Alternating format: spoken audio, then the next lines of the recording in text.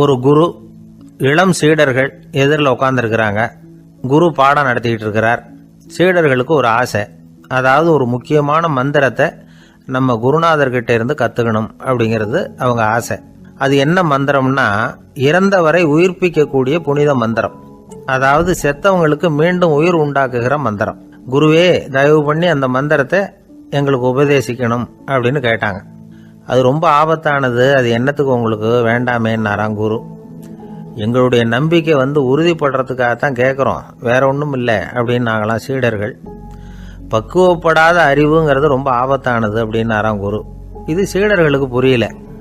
அது எப்படிங்க பக்குவப்படாத அறிவு ஆபத்தானதுன்னு சொல்றீங்க, அப்படின்னா என்ன அப்படின்னு கேட்டிருக்காங்க சீடர்கள். குரு அதுக்கு விளக்கம் கொடுத்தாராம். அந்த மந்திரத்தை எப்போ பயன்படுத்தணுங்கிறது முக்கியம். அதை அறியக்கூடிய ஞானம் ஏற்படுகிற வரைக்கும் அதை தெரிஞ்சுக்காம இருக்கிறது தான் நல்லது, இல்லைன்னா ஆபத்துன்னாராம். ஆனால் அந்த சீடர்கள் அதை கேட்குற மாதிரி இல்லை, ரொம்ப பிடிவாதம் பண்ண ஆரம்பிச்சுட்டாங்க. சரி வாங்க சொல்கிறேன்னார் குரு. எல்லாரும் வந்தாங்க. அந்த புனித மந்திரத்தை அவங்களுக்கு ரகசியமாக உபதேசம் பண்ணார். உபதேசம் பண்ணிவிட்டு அவங்களுக்கு எச்சரிக்கையும் கொடுத்தார்.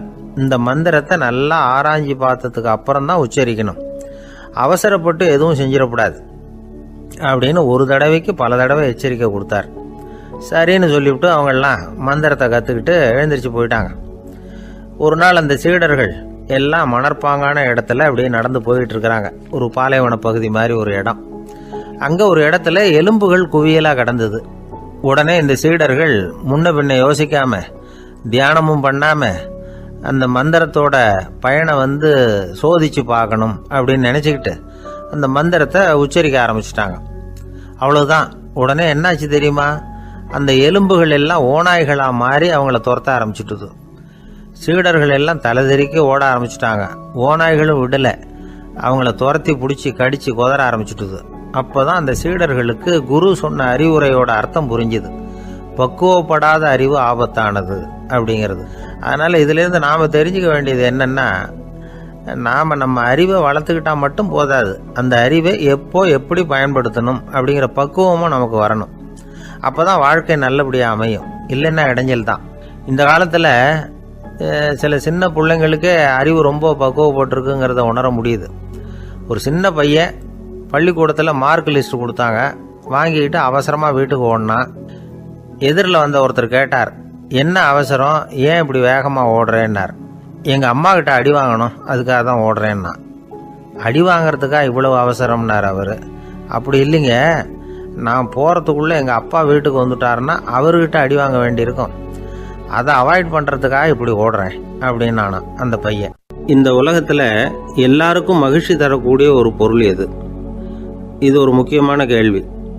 இந்த கேள்விக்கு பொருத்தமான ஒரு பதிலை உங்களால் சொல்ல முடியுமா? அதாவது கொஞ்சம் யோசிச்சு பார்த்தா பணம்னு சொல்லலாமா? இப்போ கையில் காசு இல்லாதவங்ககிட்ட ஒரு 10 ரூபாயை கொடுத்தா அது அவனுக்கு சந்தோஷத்தை கொடுக்கும். ஏற்கனவே வருமான வரி பிரச்சனையில் சிக்கி இருக்கிறவர்கிட்ட இன்னும் கொஞ்சம் பணம் இந்தாங்கன்னு சொல்லி கொடுத்தோம்னா அது அவருக்கு சங்கடத்தை தான் கொடுக்கும். அதனால் அந்த கேள்விக்கு பணம்ங்கிறது பொருத்தமான பதிலாக இருக்க முடியாது. கேள்வி என்னன்னா, இந்த உலகத்தில் எல்லாருக்கும் மகிழ்ச்சி தரக்கூடிய ஒரு பொருள் எது? சரி, இனிப்புன்னு சொல்லலாமா? ஏன்னா எல்லாருக்கும் இனிக்க தானே செய்யும். அதுலேயும் ஒரு சிக்கல் இருக்குது. சர்க்கரை வியாதிக்காரங்களுக்கு அது என்ன சந்தோஷத்தையாக கொடுக்கும்? ஆக எல்லாருக்கும் வேறுபாடு எதுவும் இல்லாமல் மகிழ்ச்சியை கொடுக்கக்கூடியது வேற ஏதோ ஒன்று இருக்குது. அது என்னன்னு கண்டுபிடிக்கணும். அதுதான் இன்றைக்கி தகவல். இப்போ அதை கண்டுபிடிக்கணும்னா இந்த கதையை கேட்கணும். அது என்ன கதைன்னா, ஒரு ஊரில் ஒரு ராஜா இருந்தார். அவருக்கும் இதே சந்தேகம் வந்துட்டுது. அதாவது எல்லாருக்கும் இன்பம் தரக்கூடிய பொருள் எது அப்படின்னு. இதுக்கு பதில் தெரிஞ்சுக்கிறதுக்கு ஆசைப்பட்டார். சரி, அதுக்கு என்ன செய்யலாம்னு யோசனை பண்ணார். நாட்டு மக்களுக்கு பகிரங்கமாக ஒரு அறிவிப்பு கொடுத்தார். நம்ம நாட்டு மக்கள் இன்பம் தரக்கூடிய பொருள் எதுன்னு நினைக்கிறாங்களோ அதை கொண்டுகிட்டு அரண்மனையில் உள்ள கண்காட்சி மண்டபத்தில் வைக்கலாம். அப்படி அவங்க வைக்கிற பொருள்களில் எது எல்லாருக்கும் இன்பம் தரக்கூடியதாக இருக்குமோ அதை வச்சவருக்கு 1000 பொற்காசுகள் பரிசு அப்படின்னு அறிவிப்பு கொடுத்துட்டார். ஜனங்கள் இந்த அறிவிப்பை கேட்டாங்க. அதுக்கப்புறம் சும்மா இருப்பாங்களா? 1000 பொற்காசுன்னா சும்மாவா? அவங்க கையில் என்னென்ன கிடைச்சதோ அதையெல்லாம் கொண்டாந்து அரண்மனை காட்சி மண்டபத்தில் வச்சுட்டாங்க. அதுக்கப்புறமா ராஜா அங்கே வந்தார். ஒவ்வொன்றா பார்த்துக்கிட்டே வந்தார். முதல்ல ஒரு குயில் இருந்தது, இனிமையாக பாடக்கூடிய குயில். இந்த குயிலோட இன்னிசை எல்லாருக்கும் இன்பம் தரக்கூடியது தான். இருந்தாலும் காது கேட்காதவங்களுக்கு இந்த இசை எப்படி இன்பம் தர முடியும்? அதனால் இது சரியில்லைன்னு விட்டார். அடுத்தபடியாக போனார். அங்கே என்ன வச்சுருக்குறாங்கன்னு பார்த்தா ஒரு அழகான மயில் அங்கே தோகை விரித்து ஆடிக்கிட்டு இருக்குது. இந்த மயிலோட ஆட்டம் மனசுக்கு இன்பம் தரக்கூடியது தான். இருந்தாலும் பார்வை இல்லாதவங்க இந்த ஆட்டத்தை பார்த்து ரசிக்க முடியுமா? முடியாது. அதனால் இதுவும் சரியில்லை அப்படின்னு சொல்லிவிட்டார். அதுக்கு அடுத்தபடியாக போனார். பல வகையான இனிப்பு பண்டங்களை வச்சுருந்தாங்க. பார்த்தார், வயசானவங்களுக்கும் நோயாளிகளுக்கும் இது இன்பம் தராது, துன்பம் தான் கொடுக்கும் அப்படின்னார். இப்படி ஒவ்வொன்றா பார்த்துக்கிட்டே போகிறார். அழகான மலர்கள், கனிகள், ஓவியங்கள் எதுவுமே பொருத்தமாக தெரியல. சகல பேருக்கும் இன்பம் தரக்கூடிய வகையில் எதுவும் இல்லை. கடைசியாக வந்தார். அங்கே ஒரு களிமண் பொம்மை இருந்தது. அது என்ன பொம்மை தெரியுமா? பசியால் வாடி இருக்கிற ஒருத்தருக்கு ஒரு அம்மா இனிமையாக பேசிக்கிட்டு சோறு போடுறது மாதிரி அந்த பொம்மையை செஞ்சுருந்தாங்க. அதுக்கு கீழே அன்பு அப்படின்னு எழுதியிருந்ததுதான். ராஜா பளிச்சுன்னு ஒரு முடிவுக்கு வந்தார். அந்த பொம்மையை செஞ்ச சிற்பியை வரவழைச்சார், பரிசு கொடுத்தார். அன்பு ஒன்று தான் எல்லாருக்கும் இன்பம் அளிக்கக்கூடிய பொருள். காது கேட்காதவங்களும் அதை கேட்க முடியும், பார்வை இல்லாதவங்களும் அதை பார்க்க முடியும், குழந்தைகளும் அதை உணர முடியும் அப்படின்னு அதுக்கு விளக்கம் கொடுத்தார் அந்த மன்னர். இந்த உலகத்தில் எல்லாருக்கும் மகிழ்ச்சி தரக்கூடிய ஒரு பொருள் அன்பு தான். அதை புரிஞ்சுக்கிட்டு தான் சில கணவன்மார்கள் மனைவி பேரில் ரொம்ப அன்பை காட்டிக்கிறது வழக்கம். ஒரு வீட்டு வாசப்படி பக்கமாக மழைக்கு ஒதுங்கினார் ஒருத்தர். மழை தூரிக்கிட்டு இருந்தது, இருட்டு நேரம். அந்த வீட்டில் இருந்தவர், இன்னைக்கு ராத்திரி வேணும்னா இங்கேயே தங்கிட்டு காலையில் போங்க அப்படின்னார். உடனே இவர் சொன்னார், ரொம்ப நன்றிங்க, ஒரு 10 நிமிஷத்தில் ஏதோ வந்துவிடுறேன் அப்படின்னு சொல்லிவிட்டு எங்கேயோ ஓடினார். 10 நிமிஷம் கழித்து திரும்பி வந்தார். ஆமாம், எங்கே போயிட்டு வந்தீங்கன்னு கேட்டார் வீட்டில் இருந்தவர். நேராக எங்கள் வீட்டுக்கு போய் மனைவி கிட்ட இன்னைக்கு ராத்திரி இங்கேயே தங்கிக்கிறேன்னு சொல்லிவிட்டு வந்துவிட்டேன் அப்படின்னார் அவர். அன்புல இது ஒரு ரகம். இந்த உலகத்தில் எவ்வளவோ உயிரினங்கள் இருக்குது. ஒவ்வொன்றும் ஒவ்வொரு விதமாக சண்டை போடுது. இப்போ 2 மாடு சண்டை போட்டுக்குதுன்னு வச்சுங்க, என்ன பண்ணும்? 2 முட்டிக்கும். அதுக்கு சண்டை போடுறதுக்கு ஆயுதமாக உபயோகப்படுறது அதோட கொம்பு. 2 சேவல் சண்டை போட்டுக்குதுன்னு வச்சுங்க, அதுக்கு ஆயுதமாக உபயோகப்படுறது அதோட கால் நகம். காலால் தான் அது ஒன்றோட ஒன்று சண்டை போட்டுக்கும். ஆனால் 2 மனுஷன் சண்டை போட்டுக்கிறான்னு வச்சுங்க, இவன் இன்னதை தான் ஆயுதமாக உபயோகப்படுத்துவான்னு குறிப்பிட்டு சொல்ல முடியாது. கல்லை எடுப்பான், கத்தி எடுப்பான், துப்பாக்கி எடுப்பான், என்ன வேணாலும் பண்ணுவான். வாயால் திட்டுவான், கையால் அடிப்பான், காலால் உதைப்பான், சகலகலா வல்லவன். விலங்குகள்லாம் பொதுவாக வாயை சாப்பிட்றதுக்கு மட்டும்தான் உபயோகப்படுத்துது. ஆனால் இவனுக்கு சாப்பிட்றதுக்கும் அதுதான், சாப்பிட்டு விட்டு திட்டுறதுக்கும் அதுதான். ஆனால் ஒரு விஷயத்தில் மட்டும் கெட்டிக்கிறேன். அதாவது நாம் சண்டை போட்டுக்கிட்டாலும் பரவாயில்லை, கோழிகள் சண்டை போடாமல் இருக்கணும் அப்படின்னு ஆசைப்படுறான். எதுக்காக? கோழிகள் சண்டை போடாமல் இருந்தால் நிறைய முட்டைகள் போடுமா, அதுக்காக தான் இந்த அக்கறை. கோழி பண்ணை வச்சுருக்கிறவங்களுக்கு இது ஒரு பெரிய பிரச்சனை. அதாவது பண்ணையில் இருக்கிற கோழிகளுக்குள்ளே அடிக்கடி சண்டை வந்துடும். அதனால் முட்டை உற்பத்தி குறைஞ்சிரும். சரி, இதுக்கு என்ன பண்ணுறது? பண்ணையில் போய் உட்காந்துக்கிட்டு தினமும் பஞ்சாயத்து பேசிகிட்டு இருக்க முடியுமா? அமெரிக்காவில் கோழி பண்ணை வச்சுருக்கிற ஒருத்தர் இதை பற்றி யோசனை பண்ணி பார்த்தாராம். ஒரு வழியையும் கண்டுபிடிச்சிருக்கார். கோழிக்கெல்லாம் மூக்கு கண்ணாடி மாட்டி விட்டுட்டோம்னா அது சண்டை போடுற குணம் குறைஞ்சிரும், முட்டை அதிகமாகிடும். அந்த கண்ணாடியில் உள்ள லென்ஸு சிவப்பு நிறத்தில் இருக்கணும், அவ்வளவுதான் அப்படின்னு அவர் கண்டுபிடிச்சாராம். இது ஏற்கனவே நடைமுறையில் கண்டுபிடிக்கப்பட்ட ஒரு விஷயம். ஆனால் எல்லா கோழிக்கும் சிவப்பு மூக்கு கண்ணாடி எப்படி மாட்டி விடுறது? அப்படியே மாட்டி விட்டாலும் அது நழுவாமல் இருக்கணுமே. இப்போ நாமெல்லாம் நடு விரலால் மூக்கு கண்ணாடி நடுவில் தொட்டு அப்படி ஸ்டைலாக சரி பண்ணிக்கிறோம். அது மாதிரி கோழி எப்படி சரி பண்ணிக்கும்? இதுதான் பிரச்சனை. இதுக்கு அவர் என்ன வழி கண்டுபிடிச்சாருன்னா, கோழிக்கெல்லாம் மூக்கு கண்ணாடிக்கு பதிலாக விழியொட்டு வில்லைகள், கான்டாக்ட் லென்ஸ், அதை பொருத்தி விட்டா என்ன அப்படின்னு யோசனை பண்ணார். அதே மாதிரி பண்ணார். அதே மாதிரி செஞ்சு பார்த்தார், வெற்றி. அதுக்கப்புறம் கோழியெல்லாம் சண்டை போட்டுக்கலையாம், சமாதான பிரியர்கள் ஆகிட்டு தான். கோழிகளுக்கு இயல்பாகவே சண்டை போடுற குணம் உண்டு. ஆனால் அதோட கண்ணுக்கு பார்க்குற பொருள்லாம் ரோஜா நிறத்துலையோ அல்லது இன்னும் சொல்ல போனால் அழுத்தமான சிவப்பு நிறத்துலையோ தெரிஞ்சதுன்னா சண்டை போடுற குணம் குறைஞ்சிருதான். அந்த சமயத்தில் அது அதிகமாகவும் முட்டையிட ஆரம்பிச்சுடுதான். அதே நேரத்தில் இறை எடுக்கிறத கூட குறைச்சிக்குதான். இது ஏன் இப்படி பண்ணுதுங்கிறது விஞ்ஞானிகளுக்கு இன்னமும் புரியலையா. எப்படியோ அமெரிக்க கோழிகள்லாம் கான்டாக்ட் லென்ஸ் பொருத்திக்க ஆரம்பித்தாச்சு. கோழி கழுத்தை பிடிச்சிக்கிட்டு ஒரு சில வினாடிகளில் அதை பொருத்தி விட்றாங்களாம். கோழியோட ஆயுள் பூரா அது அப்படியே இருக்குமா. பண்ணையில் முட்டை உற்பத்தி குறைஞ்சா இது மாதிரி விஞ்ஞானபூர்வமாக பரிகாரம் தேடுறது தான் நல்லது. நமக்கு வேண்டியப்பட்ட ஒருத்தர் அவர் ஒரு கோழி பண்ணை வச்சுருந்தார். அந்த பண்ணையில் பாதி கோழி திடீர்னு செத்து போச்சு. உடனே ஒரு கால்நடை மருத்துவர்கிட்ட போக வேண்டியது தானே. அங்கே போகல. உள்ளூரில் மந்திரம் பண்ணிகிட்டு இருந்த ஒரு சாமியார்கிட்ட போனார். அவர் காலில் விழுந்தார். சாமி, என் பண்ணையில் பாதி கோழி செத்து போட்டுதுன்னார். சாமியார் யோசனை பண்ணார். சரி, பண்ணையில் வாசப்படி கிழக்கு பக்கமாக வச்சுருக்கியா மேற்கு பக்கமாக வச்சுருக்கியான்னு கேட்டார். கிழக்கு பக்கமாக இருக்குன்னார் அவர். அதுதான் தப்பு, மேற்கு பக்கமாக அதை மாற்று சரியாக போடும்னாராம். அதே போல் இவர் போய் மாற்றிவிட்டார். அப்பவும் பாதி செத்து போச்சு. மறுபடியும் சொன்னார், சாமி மறுபடியும் பாதி கோழி செத்து போட்டுதேன்னார். சரி, கூரை எப்படி போட்டிருக்க, ஓடு போட்டிருக்கியா இல்லை கீத்து போட்டிருக்கியான்னார். ஓடு போட்டிருக்கேன்னாராம் அவர். அதுதான் தப்பு, அதை கீத்து போட்டுரு சரியாக போடும்னாராம்.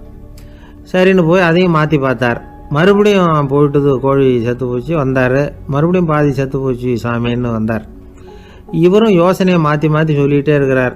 இப்படி அவரும் மாற்றி மாற்றி பார்த்தார். 6வது தடவையாக அவரை தேடிட்டு வந்தார். அந்த சமயத்தில் இவர் ரொம்ப தீவிரமாக யோசனை பண்ணி பார்த்துட்டு, அது சரிப்பா, நீயே என்கிட்ட சளைக்காமல் வந்துக்கிட்டு இருக்கிற, நானும் யோசனை சொல்லிகிட்டு இருக்கேன். இப்போவும் உங்ககிட்ட சொல்கிறதுக்கு என்கிட்ட யோசனை நிறையா இருக்குது. ஆனால் சோதிக்கிறதுக்கு உங்ககிட்ட கோழி இல்லையே, என்ன பண்ணுறது அப்படின்னாராம். இவர் போய்கிட்டு இருந்தார். அவர் தோளில் ஒரு பெரிய துணி மூட்டை, அதை சுமந்துக்கிட்டு கடத்தெருவை நோக்கி அவர் போய்கிட்டு இருக்கிறார். வழியில் அவரை சந்தித்தார் உமர். அவர் கேட்டார், கலீஃபா அவர்களே, எங்கே புறப்பட்டுட்டீங்க அப்படின்னு கேட்டார். கலீஃபான்னா ஆட்சித்தலைவர்னு அர்த்தம். இதுக்கு அவர் சொன்னார், நான் துணி வணிகம் செய்கிறவன், அதனால் துணி வியாபாரம் செய்கிறதுக்காக போயிட்டுருக்கிறேன்னார். நீங்கள் இப்போ இந்த நாட்டுக்கு ஆட்சித்தலைவர், ஆட்சி பொறுப்பில் இருக்கிறீங்க. நீங்கள் வியாபாரம் செய்ய போட்டால் அரசு பணிகளை செய்கிறது யார் அப்படின்னு கேட்டார் அவர். நான் அரசு பணிகளை மட்டுமே செஞ்சுக்கிட்டு இருந்தா என் குடும்பத்தை காப்பாற்றுறது யார் அப்படின்னு கேட்டார் அவர். இப்படி கேட்டவர் யார் தெரியுமா? அவர் தான் அபூபக்கர், இறை தூதர் முகமது அவர்களுக்கு பிறகு கலீஃபாவாக தேர்ந்தெடுக்கப்பட்டவர். அப்போலாம் ஆட்சி தலைவர்களுக்கு சம்பளம்னு எதுவும் கிடையாது. இந்த பிரச்சனையை எப்படி தீர்க்கிறதுன்னு யோசனை பண்ணார் உமர். அபு உபைதா அவர்கள்கிட்ட அழைச்சிட்டு போனார். அவர் யாருன்னா, அவர் தான் பொது நிதி கருவூலத்தின் பொறுப்பாளர். அவர்கிட்ட பிரச்சனையை சொன்னார். இது மாதிரி ஆட்சி தலைவருக்கு பொது நிதியிலிருந்து ஊதியம் அளிக்க முடியுமான்னு கேட்டார். பொது நிதி விதிகளின்படி அதுக்கு சாத்தியம் இல்லைன்னு சொல்லிவிட்டார் அவர். சரி, வேற ஏதாவது வழி இருக்குதான்னு கேட்டார் உமர். அபு உபைதா கொஞ்சம் யோசனை பண்ணி பார்த்தார். அப்புறமா சொன்னார், மக்காவிலிருந்து மதீனாவுக்கு குடிபெயர்ந்து வந்த அகதிகளுக்கு நிதி உதவி அளிக்கிறதுக்கு விதிகளில் இடம் இருக்கு. அப்படி பார்த்தா அபூபக்கரும் அகதி தானே, அதனால எல்லா அகதிகளுக்கும் கொடுக்கறது மாதிரியே அவருக்கும் ஒரு தொகை அளிக்கலாம்னார். கலீஃபா அபூபக்கருக்கு இந்த அகதி உதவி தொகையைத்தான் கொடுத்துட்டு வந்தாங்களாம். குடும்ப செலவுக்கு அது போதுமானதா இல்லை. இருந்தாலும் கலீஃபாங்கிறதுக்காக மற்ற அகதிகளை விட அதிகமாக தொகையை பெற அவர் விரும்பலை. மார்பு பக்கம் கிழிஞ்சிருந்த ஒரு மேலாடையை தான் அவர் அணிஞ்சிருந்தார். அவருடைய துணைவியார் அஸ்மா, அவங்க ஒரு நாள் தேன் அருந்த ஆசையாக இருக்குன்னாங்களாம். நமக்கு கிடைக்கிற ஊதியம் குடும்ப செலவுக்கே போதுமானதா இல்லையே, இந்த நிலையில் தேன் வாங்கிறதுக்கு காசுக்கு நான் எங்கே போவேன்ருக்கார் அவர். கொஞ்ச நாள் கழித்து அவங்க ஒரு தொகையை அவர்கிட்ட கொடுத்து தேன் வாங்கிட்டு வர சொன்னாங்களாம். இவருக்கு ஆச்சரியம், ஏது இந்த பணம்னு கேட்டிருக்காரு. நீங்கள் தினமும் குடும்ப செலவுக்காக கொடுத்துக்கிட்டு வந்த பணத்தில் கொஞ்சம் கொஞ்சமாக மிச்சப்படுத்தி வச்சேன்னாங்களாம். அபூபக்கர் அந்த பணத்தை எடுத்துக்கிட்டு நேராக பொது நிதி கருவூல பொறுப்பாளர்கிட்ட போனார். இந்த பணத்தை பொது நிதியில் சேர்த்துருங்க, இது அதிகப்படியாக எனக்கு தரப்பட்டு வந்த ஊதியம், அடுத்த மாதத்துலேருந்து இந்த தொகையை குறைச்சிங்கன்னு வேற சொல்லிவிட்டாராம். பசியை தணிக்க தேவையான அளவு உணவு, ஒரு ஜோடி உடை, இதை தவிர கூடுதலாக மக்கள் பொது நிதியிலிருந்து வாங்கிக்கிறதுக்கு என் குடும்பத்தாருக்கு உரிமை இல்லை அப்படின்னு சொல்லி கண்டிப்பாக சொல்லிவிட்டாராம். அவர் வாங்கிட்டு வந்த இந்த குறைந்த ஊதியம் கூட அவர் மனசை உறுத்திக்கிட்டே இருந்தது. கடைசி நேரம் அவர் தம்முடைய மகள் ஆயிஷா அவர்களை அழைச்சார். மகளே, இதுவரைக்கும் பொது நிதியிலிருந்து நான் வாங்கிட்டு வந்த தொகை என்னுடைய இதயத்தில் பாரமாக அழுத்திக்கிட்டு இருக்கு.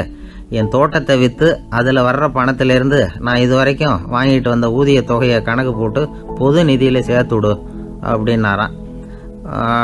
பதவி ஏற்கிறதுக்கு முன்னாடி தன்கிட்ட இருந்ததை விட இப்போ கூடுதலாக என்ன சொத்து இருக்குன்னு பார்த்துருக்கார். ஒரு ஒட்டகம், ஒரு கோப்பை, ஒரு பணியாள். இதையும் அடுத்தபடியாக கலீஃபாவா வர்றவர்கிட்ட ஒப்படைச்சிருங்க அப்படின்னு விட்டாராம். அதே மாதிரி அடுத்து வந்த உமர்கிட்ட ஒப்படைச்சாங்க. அப்போ உமர் சொன்னாராம், அபூபக்கரே, இந்த முன்மாதிரியால் உங்களுக்கு பிறகு இந்த ஆட்சி பொறுப்பை ஏற்கிறவர்களை பெரும் நெருக்கடிக்கு ஆளாகி விட்டீங்க அப்படின்னு சொல்லி ரொம்ப கண் கலங்கினாராம். கடைசியாக அபூபக்கர் தன்னுடைய குடும்பத்தாருக்கு விட்டு சென்ற சொத்து ஒரு படுக்கை விரிப்பு, ஒரு போர்வை, அவ்வளவுதான். இது சிந்திக்க வேண்டிய ஒரு செய்தி. ஒரு ஊரில் ஒரு மன்னர் இருந்தாராம். அமைச்சர் அவர்கிட்ட சொன்னாராம், மன்னா, நம்ம ராஜ்யத்தில் இனிமே லஞ்ச ஊழலே இருக்காதுன்னாராம். ஆஹா, அப்படின்னா ஊழல் பேர் வழிகளையெல்லாம் நாடு கடத்தியாச்சா அப்படின்னு கேட்டிருக்காரு மன்னர். இதுக்கு அவர், அப்படி இல்லைங்க, இனிமே கொடுக்கறதுக்கு ஜனங்கள்கிட்ட பணமே இல்லை அப்படின்னாராம். ஒரு நண்பர் இருக்கார். எப்போ பார்த்தாலும் கையில் ஒரு புத்தகம் இருக்கும். புத்தகம் இல்லாமல் எங்கேயும் புறப்பட மாட்டார். எதுக்காக இப்படி எடுத்துகிட்டு போகிறீங்க அப்படின்னு கேட்டால், எனக்கு இது ஒரு நல்ல நண்பன் மாதிரி, இந்த காலத்தில் எங்கே போனாலும் காத்திருக்க வேண்டியிருக்கு, அது மாதிரி சமயத்தில் நான் நண்பன் கூட பேசிக்கிட்டு இருப்பேன் அப்படிம்பாரான். ஒருத்தர் ஒரு பெரிய அரச பதவியில் இருந்தார். அவர் பதவியிலேருந்து இறங்க வேண்டிய சூழ்நிலை. அரசு கொடுத்துருந்த வீட்டை விட்டுட்டு வெளியில் வர்றார். வரும்பொழுது 2 கையிலையும் 2 பெட்டியை எடுத்துகிட்டு வந்தாராம். சார், உங்களுடைய உடைமைகள் அப்படின்னு கேட்குறாங்க அங்கே இருந்த ஊழியர்கள். இவர் தன்னுடைய கையில் இருக்கிற பெட்டியை காட்டி, இதுதான் என்னுடைய சொத்து அப்படின்னாராம். ஒரு பெட்டியில் அவருடைய உடைகள், இன்னொரு பெட்டியில் அவர் விரும்பி படிக்கிற புத்தகங்கள், அவ்வளவுதான். இதுதான் இருந்துதான். புத்தகம் படிக்கிறது மனசுக்கு நல்லதுங்கிறது நமக்கு தெரியும். புத்தக வாசிப்பு உடம்புக்கும் நல்லதுங்கிறாங்க. அது நமக்கு ஆச்சரியமாக தான் இருக்குது. ஒரு நபர் ஒரு வருஷத்தில் சராசரியாக 2000 பக்கங்களை படிச்சிருக்கணுமா, யுனெஸ்கோ பரிந்துரை. ஆனால் நம்ம நாட்டில் நாம் சராசரியாக படிக்கிறது 32 பக்கங்கள், அவ்வளவுதான். இவ்வளவுக்கு நம்ம நாட்டில் 6000த்துக்கும் மேற்பட்ட நாளேடுகள், 2000த்துக்கும் மேற்பட்ட இதழ்கள், மலர்கள், இவ்வளவு இருந்தும் சரியாக வரல. இந்த உலகத்தில் முதல் நூலகம் எங்கே எப்போ ஆரம்பமாச்சு தெரியுமா? கிமு 2500ஆம் ஆண்டில் அது ஆரம்பமாயிருக்குது. பாபிலோனியாவில் அமில் அணு அப்படிங்கிற அரசன் தான் நூலகத்தை உருவாக்கி இருக்கிறான். அப்போல்லாம் தாள் கிடையாது, களிமண் தான். களிமண் பலகைகளில் எழுதி அது தொகுத்து அப்படியே நூலாக்கி அதை நூலகத்தில் வச்சுருப்பாங்களாம். அரசருடைய நூலகத்தில் 1000த்துக்கும் மேற்பட்ட நூல்கள் இருந்ததாக வரலாற்று குறிப்பு இருக்குது.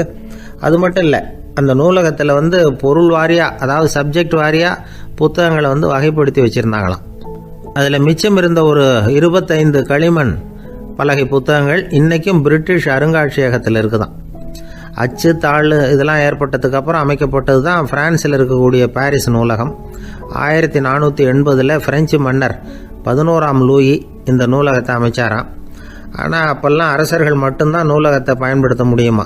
அதுக்கப்புறம் 17ஆம் நூற்றாண்டில் இந்த முறை மாறி பொதுமக்கள் அங்கே போகலாம், படிக்கலாம் அப்படிங்கிற நிலைமை வந்துதான். போட்லியன் நூலகம் அப்படின்னு அதுக்கு பேர், பாரிஸ் நகரத்தில் இருக்குது.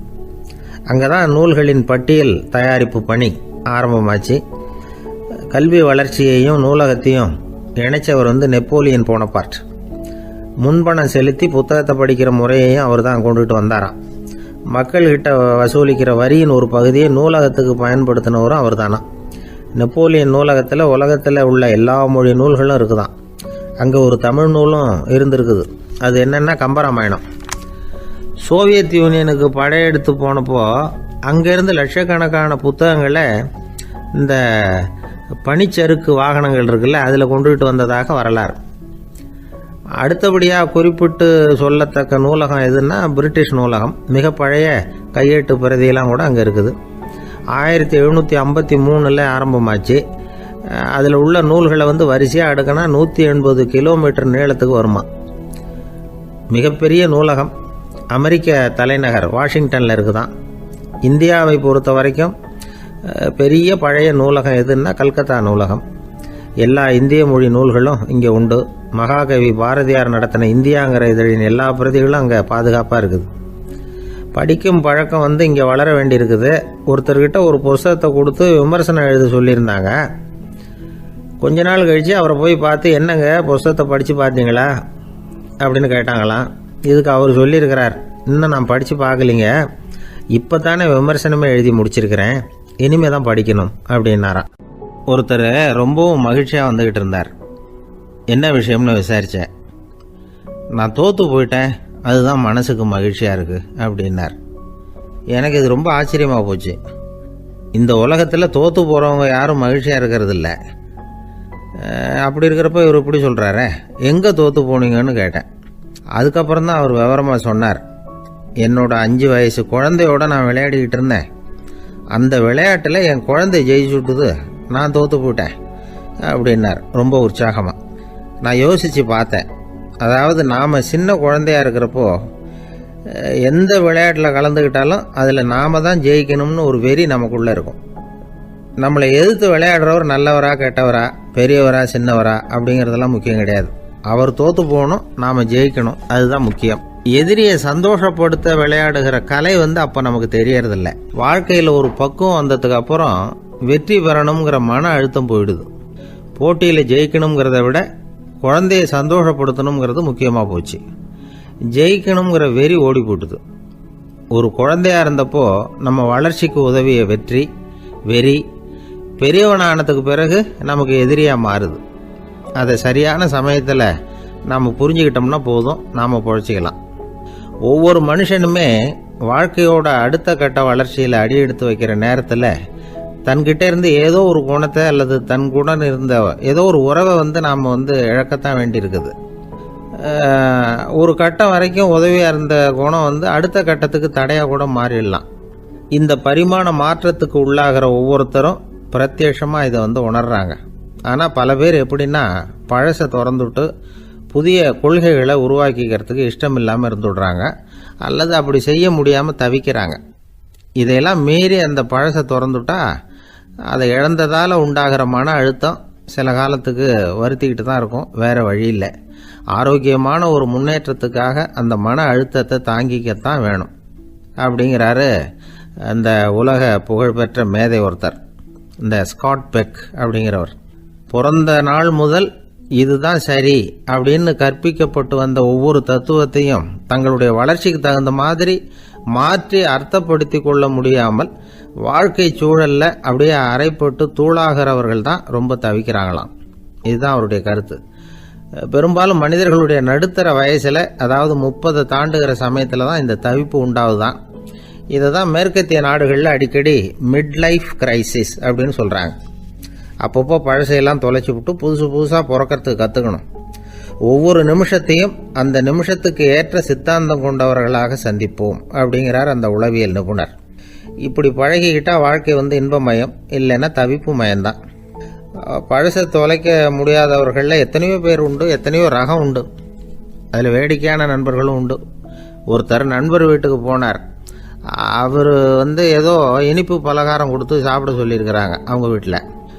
இவர் சாப்பிட்டு பார்த்துட்டு சொன்னாராம், சார் 6 மாதத்துக்கு முன்னாடி ஒரு தடவை இங்கே வந்தேன், அப்போது ஒரு இனிப்பு பலகாரம் கொடுத்தீங்க, அது இதை விட நல்லா இருந்தது சார் அப்படின்னாராம். அப்போ செஞ்ச அதே இனிப்பு பலகாரம் தான் சார் இதுவும் அப்படின்னாராம் அவர்.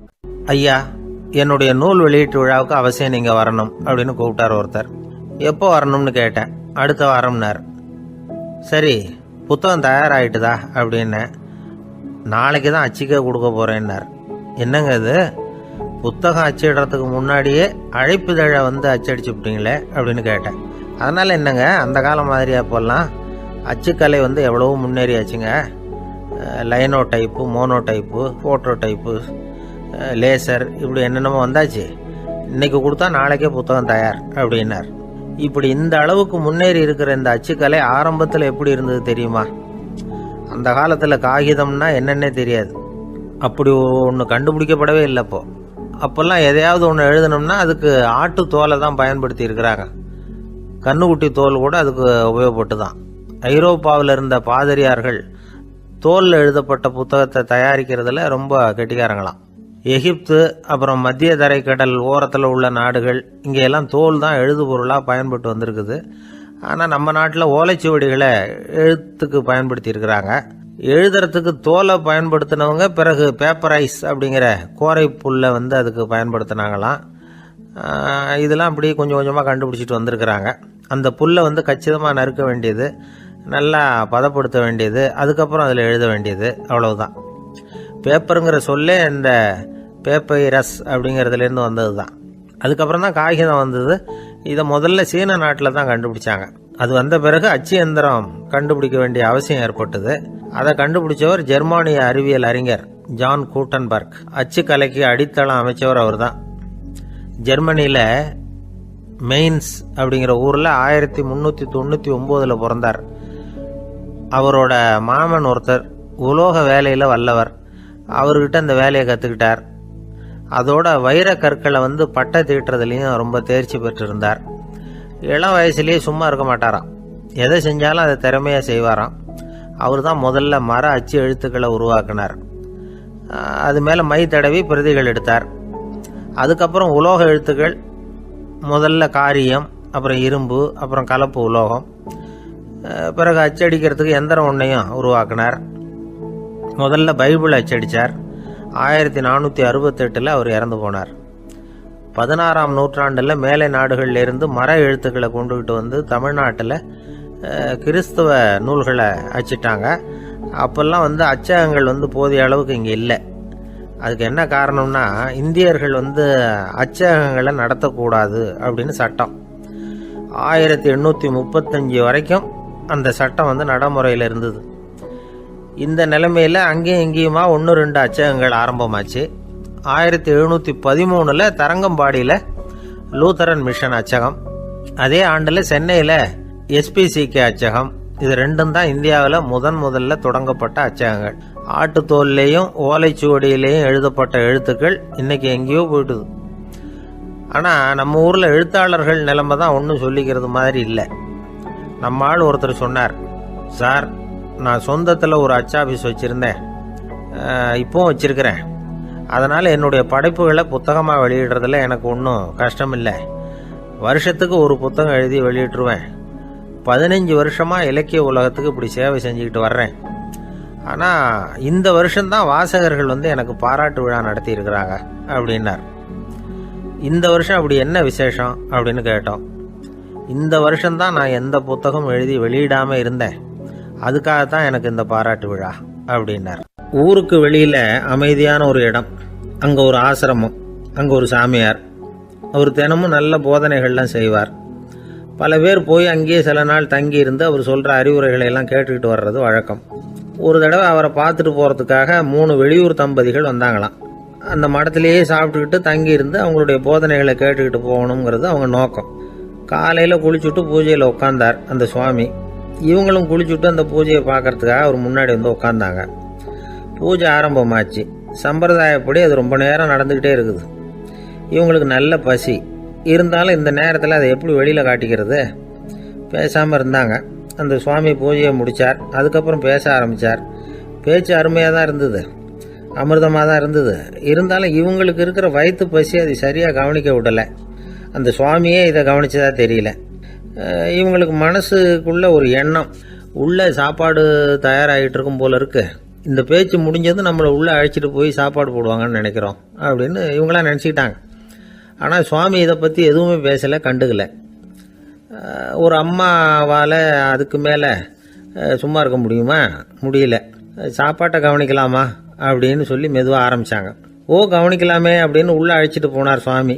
இவங்க ரொம்ப அவசரமாக எழுந்திருச்சு உள்ளே ஓடினாங்க. அங்கே ஒரு மேஜை மேலே ஒரு கிண்ணம் மூடி இருந்தது. ஓ இதுதான் சாப்பாட்டு மேஜை போல இருக்கு, இங்கே சாப்பாடு வந்துடும் அப்படின்னு நினச்சாங்க. உடனே போய் சுற்றி உட்காந்துக்கிட்டாங்க.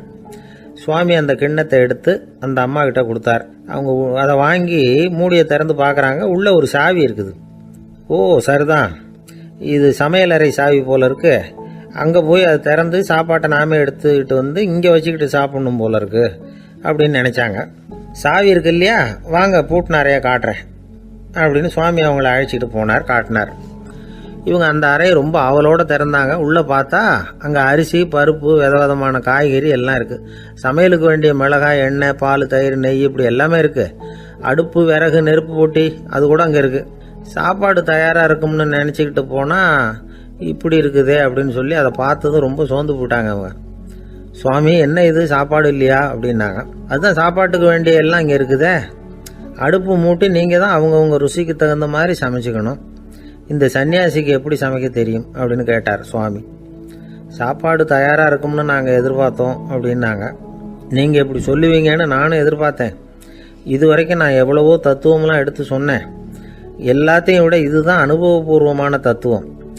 ஆண்டவன் நமக்கு நல்ல மனசை கொடுத்துருக்குறான், நல்ல வாய்ப்புகளையும் தந்திருக்கிறான், அதையெல்லாம் பயன்படுத்திக்கக்கூடிய மூளையையும் சிந்தனையையும் கொடுத்துருக்குறான். அதனால் அடுப்பை தான் நீங்கள் மூட்டணும், அடுப்பை நீங்கள் தான் மூட்டணும், உங்களுக்கு உகந்ததை நீங்கள் தான் சமைச்சு ருசித்து அனுபவிக்கணும். ஆண்டவனே அதை செஞ்சுக்கிட்டு இருக்க மாட்டான் அப்படின்னாரான் அந்த சுவாமி. நம்முடைய வாழ்க்கையில் பல நல்ல பலன்களை பெறறதுக்கு நாம தான் முயற்சி பண்ணணும். அதுக்குரிய சூழ்நிலையை தான் ஆண்டவன் கொடுப்பானே தவிர அதை விளக்கறதுக்காக தான் அந்த சுவாமி அப்படி செஞ்சு காட்டியிருக்கிறார். இது ஒரு பெரியவர் இப்படி ஒரு விளக்கம் கொடுத்தார். அதுக்கப்புறம் அந்த 3 தம்பதிகளும் தெளிவடைஞ்சுட்டாங்களாம். நாம் தெளிவடைகிறது எப்போங்கிறது தான் தெரியல அப்படின்னு பல பேர் இதை கேட்டுட்டு சொல்லிட்டு இருக்கிறாங்க. இந்த கதையை நம்முடைய நண்பர் ஒருத்தர்கிட்ட சொன்னேன். அந்த நண்பர் ரொம்ப சந்தோஷப்பட்டார். நீங்கள் சொல்கிறது கரெக்டு சார், ஆனால் நான் அதை விட ஒரு படி மேலே சார். எனக்கெல்லாம் அரிசி பருப்பு இருக்கிற ரூம் எதுன்னு கையை காட்டிட்டா போதும், உடனே கிண்ணத்துலேருந்து சாவியை எடுத்து கொடுக்கணுங்கிற அவசியம்லாம் இல்லை எனக்கு. அப்புறம் எப்படி ரூமை திறந்துருவீங்க அப்படின்னு கேட்டேன். பூட்டை உடைச்சி திறந்துருவேன், அதுதான் எனக்கு பழக்கம் அப்படிங்கிறார். ஒரு காலத்தில் பிரஷ்யா அப்படின்னு ஒரு தேசம் இருந்தது. இப்போ ஜெர்மனி இருக்குல்ல, இதோட பெரும்பகுதி ஒரு காலத்தில் பிரஷ்யாங்கிற பேரில் இருந்தது. அப்போ அதுக்கு அரசராக இருந்தவர் மகா ஃப்ரெடரிக், அதாவது ஃப்ரெடரிக் தி கிரேட் அப்படின்னு சொல்லுவாங்க. அந்த ராஜாவுக்கு ஒரு சந்தேகம். நாம் பல வகையான வரிகளை விதித்து வசூல் பண்ணுறோம், அப்படி பண்ணி வருமானம் குறைஞ்சிக்கிட்டே போகுதே, இதுக்கு என்ன காரணமாக இருக்கும்? இதுதான் அவருக்கு ஏற்பட்ட சந்தேகம். ஒரு சமயம் அந்த அரசர் தம்முடைய அமைச்சர்களையும் பிரபுக்களையும் தளபதிகளையும் கூப்பிட்டு ஒரு விருந்து வச்சார். விருந்து முடிஞ்சதும் அவங்கள பார்த்து இந்த சந்தேகத்தை கேட்டார். வரிகள் அதிகமாக விதித்து வருமானம் குறையறதுக்கு என்ன காரணம் அப்படின்னு கேட்டார். பல பேருக்கு இதுக்கு சரியாக பதில் சொல்ல தெரியல. அனுபவசாலியான ஒரு தளபதி எழுந்திருச்சார். அரசே, அது எப்படிங்கிறத இப்போ உங்களுக்கு காட்டுறேன்னார். உடனே ஒரு பெரிய பனிக்கட்டி ஒன்றை தன்னுடைய கையில் எடுத்தார். அதை அப்படியும் எப்படியும் திருப்பி பார்த்தார். அப்புறம் அடுத்தவர்கிட்ட கொடுத்தார். அவர் அதை அப்படியும் எப்படியும் திருப்பி பார்த்துட்டு அடுத்தபடியாக இருந்தவர்கிட்ட கொடுத்தார். இப்படியே இதை ஒவ்வொருத்தராக பார்த்துட்டு ஒவ்வொரு கையாக மாறி கடைசியில் மன்னர் கைக்கு போய் சேர்ந்தது. மன்னர் கைக்கு அந்த பனிக்கட்டி போய் சேர்ந்தப்போ அது கொஞ்சம் கொஞ்சமாக உருகி ஒரு பட்டாணி கடலை சைஸுக்கு ஆயிட்டுது. மன்னர் யோசனை பண்ணார், வரி அதிகமாக போட்டாலும் வந்து சேர்றது குறைவாக இருக்கிறதுக்கு என்ன காரணம் அப்படிங்கிறது அவருக்கு புரிஞ்சு போச்சு.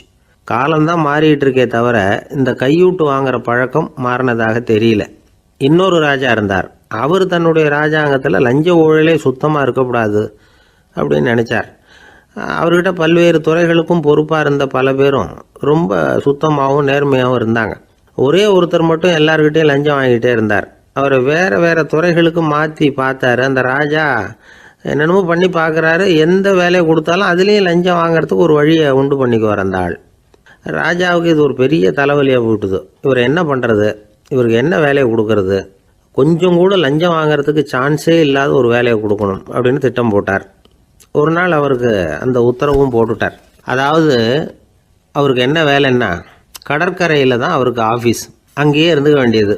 தினமும் எத்தனை கடல் அலை கரையில் வந்து மோதுது அப்படிங்கிறத கணக்கு எடுத்து ராஜாவுக்கு தெரிவிக்க வேண்டியது. இதுதான் அவருக்கு வேலை. பேசாமல் அலையை எண்ணிட்டு உட்காந்துருக்கிட்டோம், அப்போவாவது அவர் லஞ்சம் வாங்குகிற சந்தர்ப்பம் இல்லாமல் போயிடும் அவருக்கு அப்படின்னு நினச்சார் ராஜா. இந்த ஆள் கடற்கரைக்கு போய் டியூட்டியில் ஜாயின் பண்ணிட்டார். ஒரே மாதத்தில் அங்கே சொந்தமாக ஒரு பிரம்மாண்டமான மாளிகை கட்டிவிட்டார். ராஜாவுக்கு இது பெரிய ஆச்சரியமாக போச்சு. அலையை என்ற வேலையில் அந்த ஆள் எப்படி பணம் சம்பாதிச்சார் அப்படின்னு விசாரித்து பார்த்தார் அக்கம் பக்கத்தில்.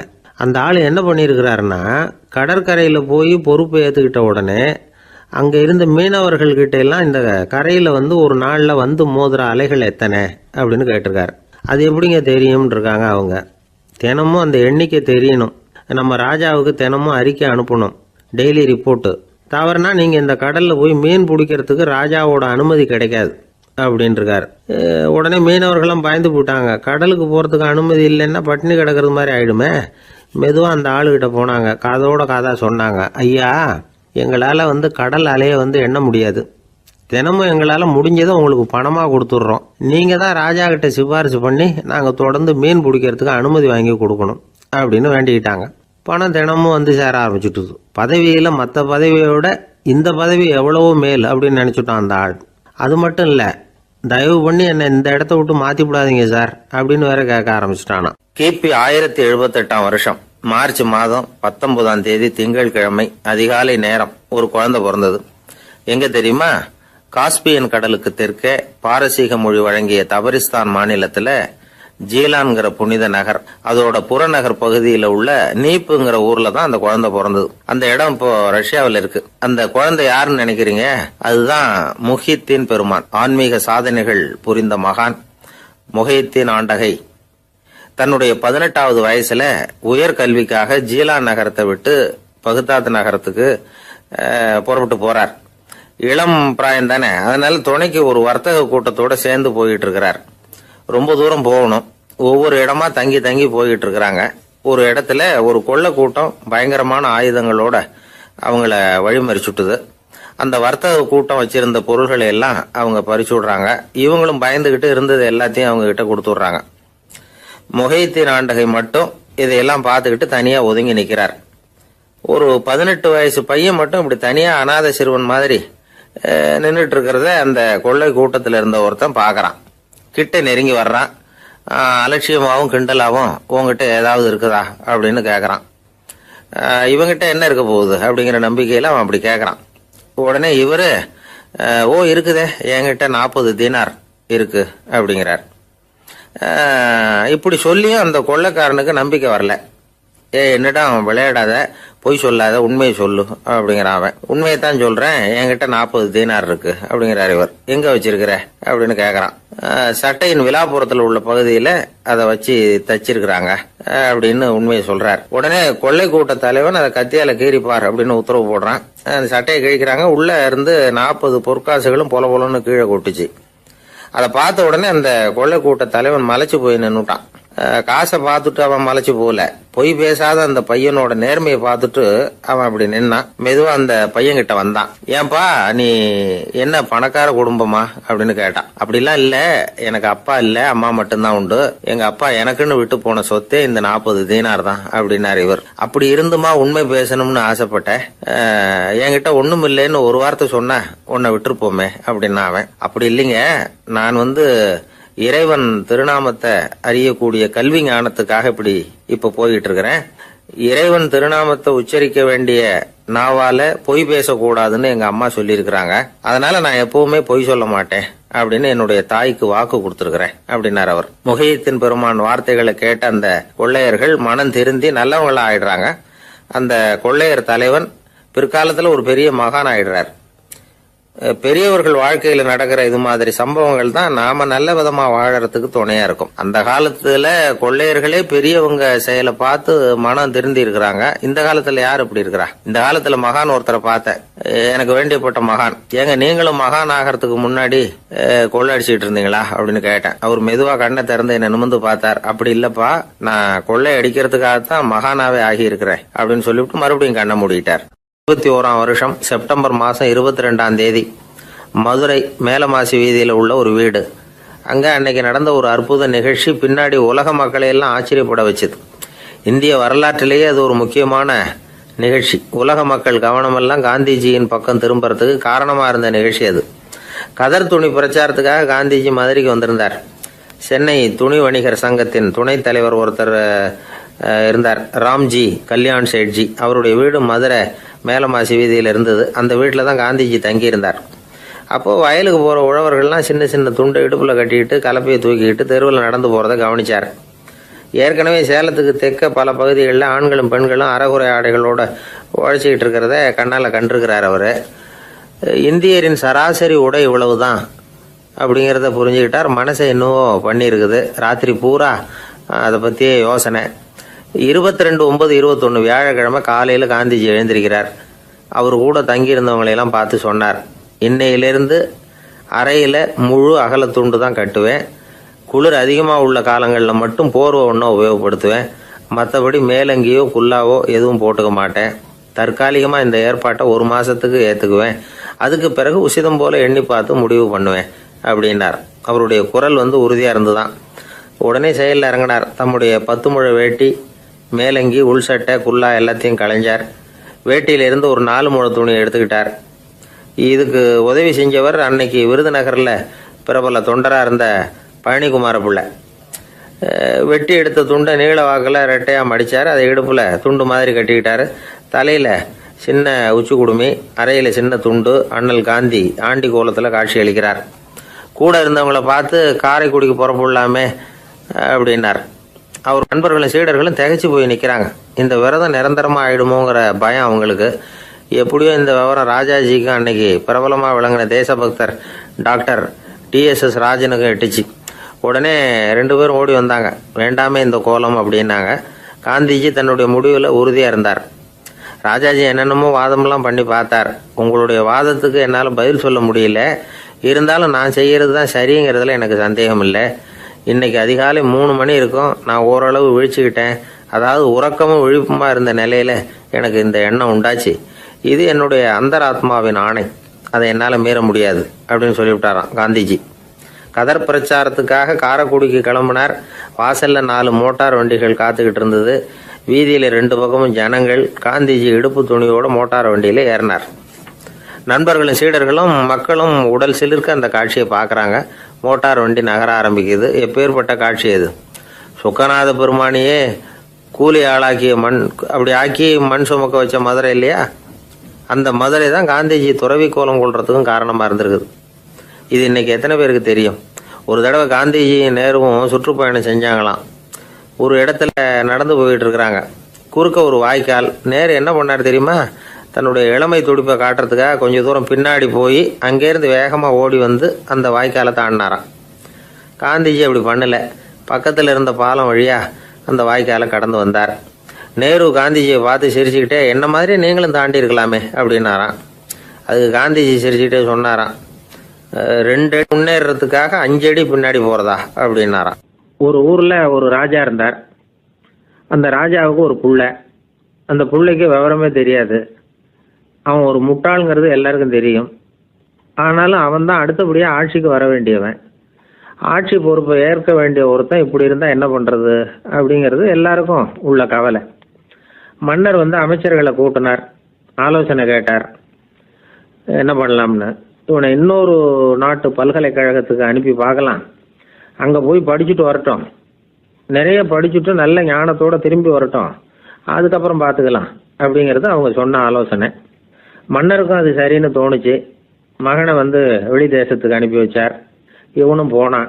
ஒரு பல்கலைக்கழகத்தில் சேர்ந்தான். நிறைய படித்தான். அதுக்கப்புறம் தந்தைக்கு ஒரு கடிதம் எழுதினான்.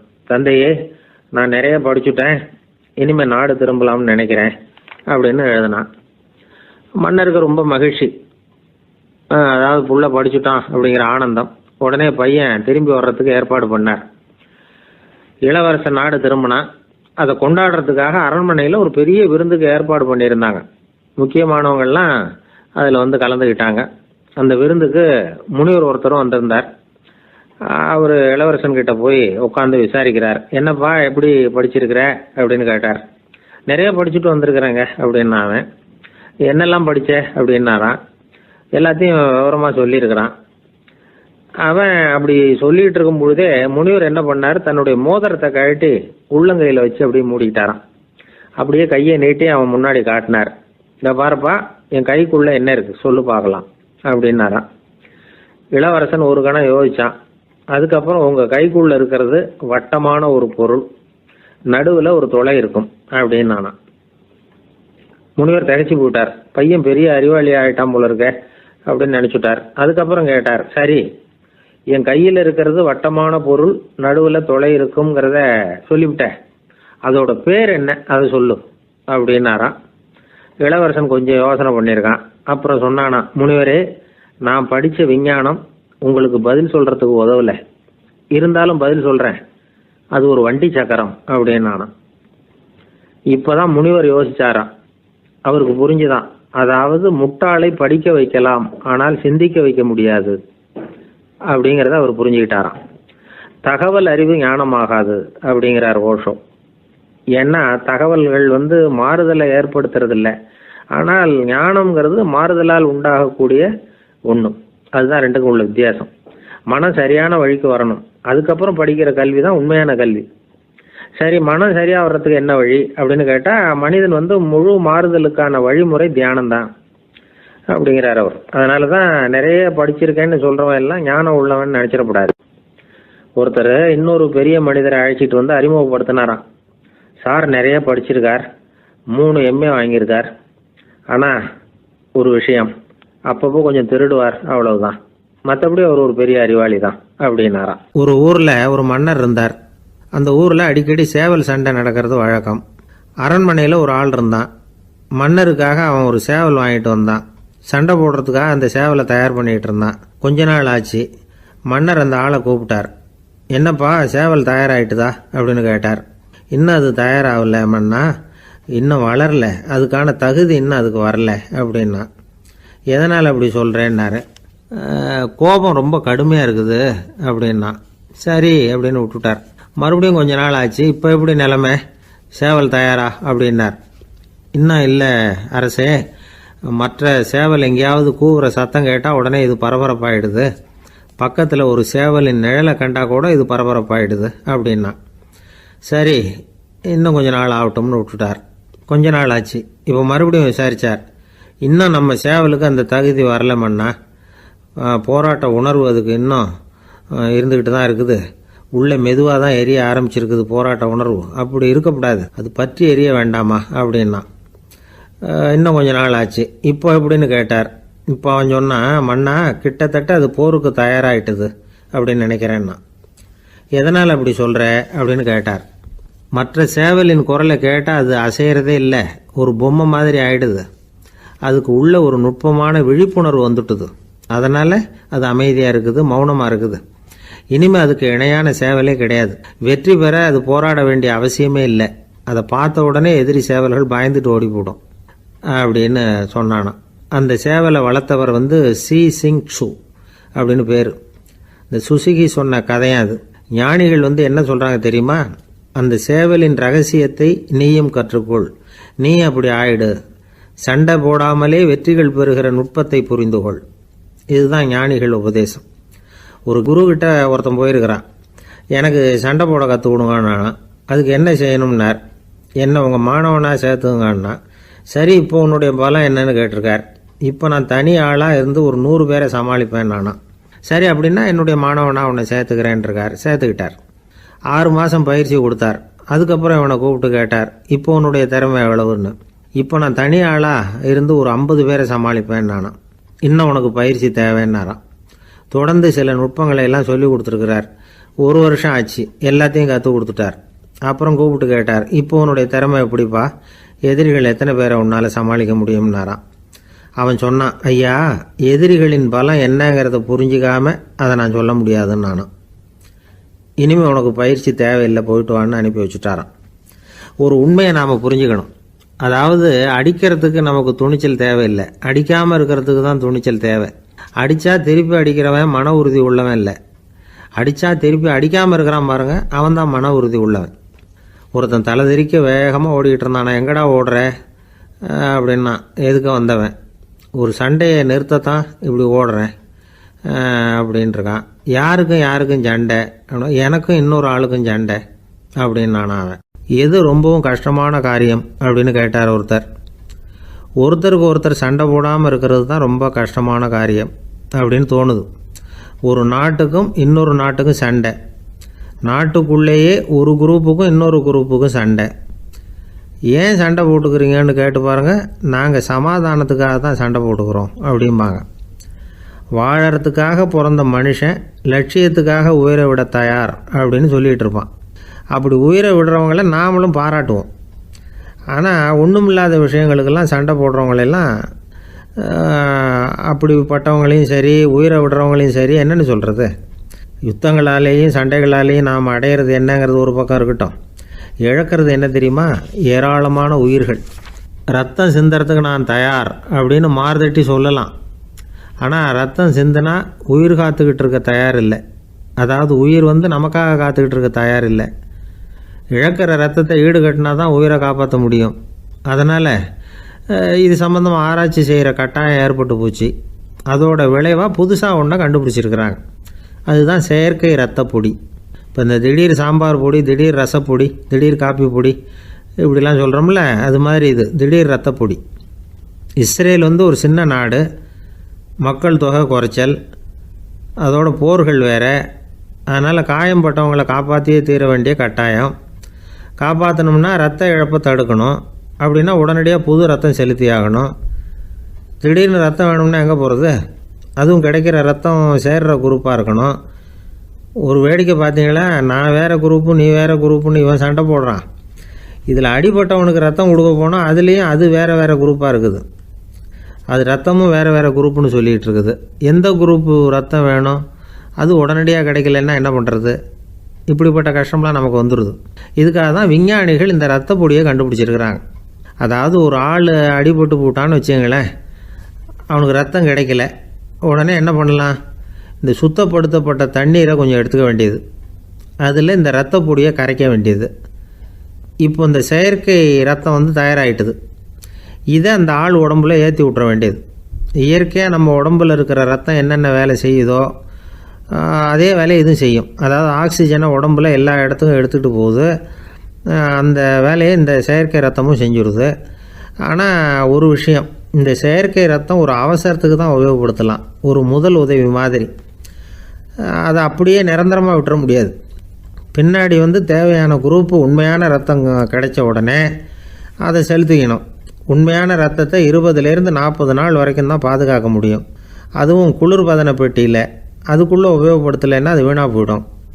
இந்த ரத்த பொடி அப்படி இல்லை, எவ்வளோ நாள் வேணும்னாலும் அப்படியே வச்சுருக்கலாம், குளிர்பதன பெட்டியும் தேவையில்லை. ஆனால் ஒன்று, இது தண்ணியில் கலந்து செயற்கை ரத்தமாக ஆக்கிவிட்டா அதோட வலு 72 மணி நேரம் தான், அதாவது 3 நாள். அதுக்குள்ளே அந்த ஆசாமியை எங்கேயாவது ஆஸ்பத்திரிக்கு தூக்கிட்டு போய் உண்மையான ரத்தத்தை கொடுத்துடணும்.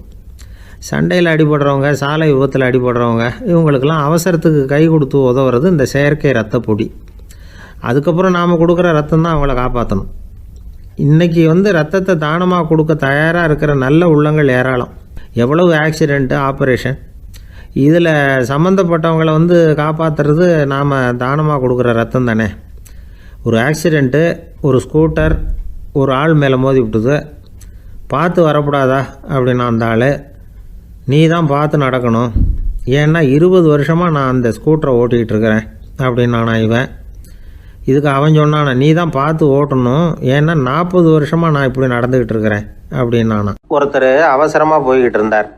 எங்கே போய்கிட்டு இருக்கீங்க அப்படின்னு கேட்டார் ஒரு பெரியவர். கடைக்கு போகிறேன் சார், சாமான் வாங்கிறதுக்கு அப்படின்னார். அங்கே போகிறதுக்கு முன்னாடி தெரிஞ்சிக்க வேண்டியதெல்லாம் தெரிஞ்சுக்கிட்டீங்களா அப்படின்னு கேட்டார் பெரியவர். கடைக்கு போய் காசை கொடுத்து ஒரு பொருளை வாங்கிட்டு வரப்போகிறோம், இதில் தெரிஞ்சிக்க வேண்டியது என்ன இருக்குது அப்படின்னார் அலட்சியமாக. இப்போ அந்த பெரியவர் பேச ஆரம்பித்தார். இந்த உலகத்தில் எந்த ஒரு செயலில் இறங்குறப்பவும் நாம் நல்லா ஆலோசனை பண்ண வேண்டிய விஷயம் 5 அப்படின்னார். உதாரணமாக, ஒருத்தன் கடைக்கு போய் ஏதோ ஒரு பொருளை வாங்கிட்டு வர போகிறான்னு வச்சுக்கோங்களேன். அப்போ கூட அவன் வந்து 5 விஷயங்களை பற்றி தெரிஞ்சுக்க வேண்டியிருக்குது அப்படிங்கிறார் அவர். முதல்ல அந்த பொருள் எப்படிப்பட்டது அப்படிங்கிறத தெரிஞ்சுக்கணும். 2வதா தன்னை பற்றியும் தெரிஞ்சுக்கணும். அப்போ தான் அந்த பொருள் தனக்கு தேவையா இல்லையா அப்படிங்கிறத புரிஞ்சுக்க முடியும். 3வதா தெரிஞ்சுக்க வேண்டியது ஒன்று இருக்குது. அது என்னன்னா, அந்த பொருளை அடையறதுக்கு வழி என்ன அப்படிங்கிறத தெரிஞ்சுக்கணும். அதாவது எவ்வளவு பணம் கொடுத்தா அது கிடைக்கும், இது மாதிரியான விஷயங்கள். 4வதா அந்த பொருளை அடையிறது மூலமாக நாம் அடையக்கூடிய பயன் என்ன அப்படிங்கிறதையும் உணரணும். 5வது அந்த பொருளை அடையிறதுல இருக்கக்கூடிய தடை எது அப்படிங்கிறதையும் நாம் தெரிஞ்சுக்கணும். பெரியவர் பேசுறது ஏதோ தத்துவம் மாதிரி தெரியுது இல்லையா? தத்துவம் தான். அதாவது இப்படி உலகியல் வாழ்க்கையில் சின்ன சின்ன விஷயங்கள்லேயே நாம் 5 விஷயங்களை தெரிஞ்சுக்க வேண்டியிருக்குது. அது ரொம்ப அவசியமாக இருக்குது. பேரின்ப நிலைன்னு சொல்கிறாங்கல்ல, அது மாதிரி பெரிய சமாச்சாரங்கள்லேயும் இந்த 5 விஷயங்களை நாம் தெரிஞ்சுக்க வேண்டியிருக்குது. அதுக்கு பேர் என்னன்னா அர்த்த பஞ்சகம். வைணவ சமயத்தில் அர்த்த பஞ்சகம்ங்கிறது ரொம்ப பெரிய விஷயம். கடைக்கு போகிறது மாதிரி கடவுளை பார்க்க போகிறப்போ நாம் 5 விஷயங்களை தெரிஞ்சுக்கணுமா. முதல்ல பரம்பொருள் அப்படிங்கிறது என்ன, அதோட தன்மைகள் என்ன, இதை தெரிஞ்சுக்கணும். இதுக்கு பேர் என்னன்னா பரமாத்ம ஸ்வரூபம் அப்படின்னு பேர். 2வது நாம யாரு, நம்மோட தன்மை என்ன அப்படிங்கிறத தெரிஞ்சுக்கணும். நான் யாருன்னு எனக்கே தெரியலங்கிறப்போ இதை நான் சொல்கிறேன்னு இது என்னுடையதுன்னு சொல்கிறது தப்பு தானே. அப்புறம் 3வது விஷயம், பரம்பொருளை நாம் அடையிறதுக்கு வழி எது, இது தெரிஞ்சுக்கணும். இது வந்து உபாய ஸ்வரூபம் அப்படின்னு பேர். 4வது விஷயம், நாம் அடைய வேண்டிய பயன்கள் என்ன அப்படிங்கிறது தெரிஞ்சுக்கிறது. இதுக்கு புருஷார்த்தம் அப்படின்னு பேர். 5வது அந்த பயனை வந்து அடைய விடாமல் தடுக்கிற தடைகள் யாவை அப்படிங்கிறது தெரிஞ்சுக்கிறது. இது வந்து விரோதி ஸ்வரூபம். இதைத்தான் தடையியல் அப்படின்னு சொல்கிறாங்க. அதாவது பரமாத்மாவை பற்றிய அறிவு, ஜீவாத்மாவை பற்றிய அறிவு, உபாயம் பற்றிய அறிவு, புருஷார்த்தம் பற்றிய அறிவு, இந்த 4 அறிவுக்கும் எதிரடையா, அதாவது அதையெல்லாம் தப்பா புரிஞ்சுக்கிறதால உண்டாகக்கூடிய அறிவு விரோதி சொரூபம். என்ன இது தகவலில் ஏதாவது கதை சொல்லுவீங்கன்னு பார்த்தா ஏதோ தத்துவம் பேசிக்கிட்டு இருக்கிறீங்களே அப்படின்னு நினைக்கலாம். இதுவும் தெரிஞ்சுக்க வேண்டிய ஒரு பெரிய விஷயந்தான். காதில் போட்டு வச்சா எப்போவாவது உபயோகப்படும். என்னுடைய நண்பர் ஒருத்தர் ஒரு நாள் என்கிட்ட சொன்னார், சார் அடுத்த மாதம் தஞ்சாவூரில் ஒரு கல்யாணம், போகிறதா வேண்டாமா அப்படின்னு ஒரே குழப்பமாக இருக்குது அப்படின்னார். நான் உடனே இந்த அர்த்த பஞ்சக உபதேசம் பண்ண ஆரம்பித்தேன். அவர் எல்லாத்தையும் பொறுமையாக கேட்டுவிட்டு, சரி சார் நான் போகிறதுன்னு முடிவு பண்ணிவிட்டேன்னார். எப்படி இந்த முடிவுக்கு வந்தீங்க அப்படின்னு கேட்டேன். அவர் சொன்னார், சார் அந்த 2வது பாயிண்ட் ஒன்று சொன்னீங்களே, அதை புரிஞ்சுக்கிட்டதுக்கு அப்புறம்தான் இந்த முடிவுக்கு வந்தேன் அப்படின்னார். என்ன 2வது பாயிண்ட்டுன்னு? அதாவது தன்னை பற்றி புரிஞ்சுக்கணும் அப்படின்னு சொன்னீங்க. உடனே என்னை பற்றி புரிஞ்சுக்கிட்டேன், நான் யாருங்கிறது எனக்கு தெரிஞ்சுது. உடனே போகிறது தான் நல்லது.